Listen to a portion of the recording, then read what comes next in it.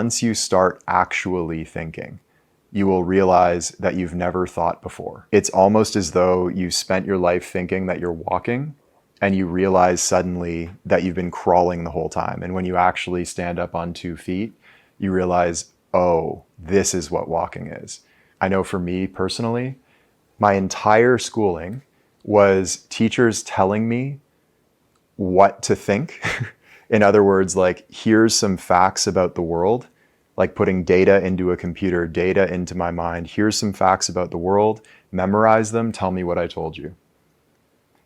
And then later, when, let's say, if I was learning biology, I'm learning all these facts about biology from my teacher, I try to be a biologist, my entire thinking process is referencing back, what did my teacher tell me? And basing all of the thinking on referencing back to the information that I was told. That also isn't thinking. It's not thinking. That's all we did. It's like, again, putting data into a computer. I had a conversation with ChatGPT about this. I was actually like talking back and forth with it. How do you think? What is your mechanism of thinking? What is the sequence that it goes through? And I'll read to you what it said. ChatGPT said, "My creativity is based on patterns and examples from my training data. I don't have the capacity for organic creative thinking in the same way humans do. My responses might seem creative or original, but they are derived from the recombination of learned patterns rather than genuine independent innovation." In other words, AI only references data. And it's really good at it. It's really fucking good at it. It's way better than we are. But what it can't do is think. Okay? So referencing is not thinking, in the same way that, if you get into a discussion with somebody that has a fundamentalist religious upbringing, the way that they will describe spirituality and God is, the Bible says this, Jesus said this, my church says this. They're only referencing, they're not thinking. If you talk to a young entrepreneur who's like, well, Hormozy said this, or who's another business teacher? I don't follow this shit anymore. It's another. Russell Brunson. Russell Brunson says you need to like funnel hack. So I'm going to funnel hack, again, referencing what are other people doing? Let me model that. There's no thinking. We said last year, if you're not thinking for yourself, you're not actually thinking, you're just referencing the thoughts of others. It's, okay, what did Taylor say about this 3 years ago? Now that's what I think about it. That, again, is not thinking. So I'll put it this way. Thinking could be considered the most widely outsourced activity humans do. We're outsourcing our thinking.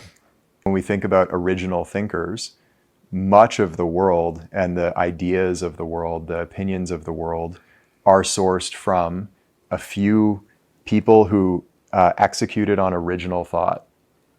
And what I'll say to you is, don't think what those people thought, think how they thought. Okay, don't think what they thought, think how they thought. So I'll offer you a model of a way of thinking about thinking.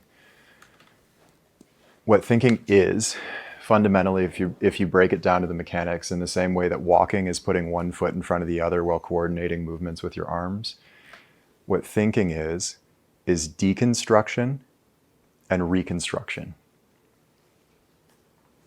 Deconstruction and reconstruction, that's the act of thought. That's what it looks like. And so, as an example, we talked about Elon. When there's this old story about Elon pre-SpaceX. He's with a friend coming back from like a weekend away. They're driving across the Brooklyn Bridge, talking about how great it would be to like create rockets that sent humanity to Mars. And Elon and his friend, their first thought was, well, rockets are really expensive, so I don't think there's anything an individual person can do. There's government-funded programs, NASA, billions, potentially trillions of dollars. How could an individual do that? That's his first thought. Then his next thought, which is the deconstruction point, okay, what are rockets? Like, what is a rocket actually made of? Because it is expensive for those programs, but maybe it doesn't have to be. Well, rockets are metal and fuel. Those things aren't that expensive. Elon's got, 100 mil in the bank, whatever, after PayPal. He's like, okay, metal and fuel, engineers, you have to pay to create them. What's the biggest cost of sending a rocket up? Well, a huge cost is the fact that rockets traditionally couldn't be reused. As soon as they blast them off, they fundamentally damage the rocket and can't reuse it. And they can't land rockets. So Elon starts thinking about this. Okay, he's deconstructed the components. What do rockets actually cost to make? Where can we source the materials? Not just accepting, oh, it's too expensive, I can't do it. Deconstructing it. The reconstruction is, how could I source these materials in such a way that made them cost effective, like actually could sustain the business? And then how can we get past that problem of rockets can't land? Well, let's make rockets that we can land. And so SpaceX ends up being born out of this process of deconstructing the old paradigm and reconstructing a new one that's more functional, more streamlined, more cost effective. And he's like taking over the fucking world with it. Same thing with Tesla and with his other ventures. It's a process of like, okay, how has this been done before? That's where referencing ends. How has this been done before? What are other people doing? What have other people said about it? Deconstruction means breaking it down into its component parts and seeing them for what they are, and then reconstructing something better. That's original thinking. And you can see that any true creativity, again, we were saying this, all creativity, genuine creativity, creating something new, all innovation depends entirely on that process. You can't be innovative or truly creative, original, without deconstructing and reconstructing. It can't happen. Otherwise, you're just making versions of what's been made before. Does that make sense? So it's the difference between, a chef who follows recipes and a chef at a Michelin star restaurant who is looking at all the possible ingredients and permutations and combinations of those ingredients. How do they go together, and creating something brand new that's just like out of nowhere wild. One more example, the funnel hacking guys. The funnel hacking is literally just referencing. Does everybody know what funnel hacking is? Those who have like ventured into the business world might. Funnel hacking is this term popularized by Russell Brunson, right? Was he the first to do that? Funnel hacking is just look at what other successful, because you don't know if someone's successful or not. And I'll share a story about that. Look what other successful people are doing and then copy it. That's the technique that he's teaching. And it's purely referential. He's not teaching how to think about marketing. He's teaching how to copy other people's marketing. And one of my first business coaches was like, he was in the baseball market, this OG guy who used to sell VHS tapes and like had his customer list in literally in paper files with a brick stacked on top, and then his prospect list in the other, doing direct mail and shit like this. Just, again, total veteran. So his business later went online by the time I was working with him. And he was telling me about all of these competitors in his market that were knocking off his pages. And he's like, these guys don't realize we're split testing pages constantly. And so I put up pages that don't work on the visible public site so that they copy pages that don't work. My competitor uses my shitty pages that failed. And on the back end, all of our marketing is going to the pages that won. It's like, you can't reference and be successful long-term, not like in a big way. We've all probably had the experience of like a classmate in school that does all of their homework, that studies really hard, that seems really smart, gets straight A's, and they can't think. They're actually further behind. Like, they might be considered intelligent by the standards of society, but by the standards that we're talking about now, they're actually, it's like 0% on the test.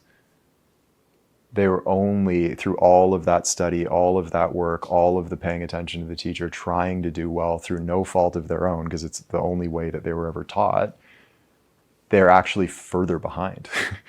And then the kid in the back of the class who's cracking jokes, causing problems, getting D's on his paper, goes and starts a multi-million-dollar company.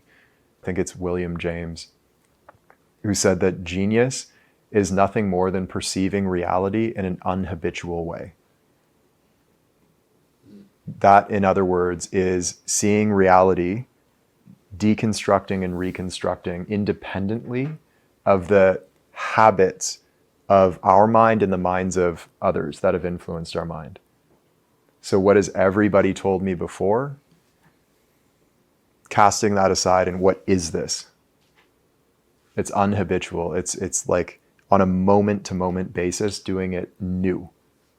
And just to like double underline that it's a trainable skill, I'm of the opinion that like anybody who is serious about this work should be actively training that skill to, again, like a precision instrument that can cut through problems, that can make decisions clearly, that isn't impacted by biases, that can just see things as they are.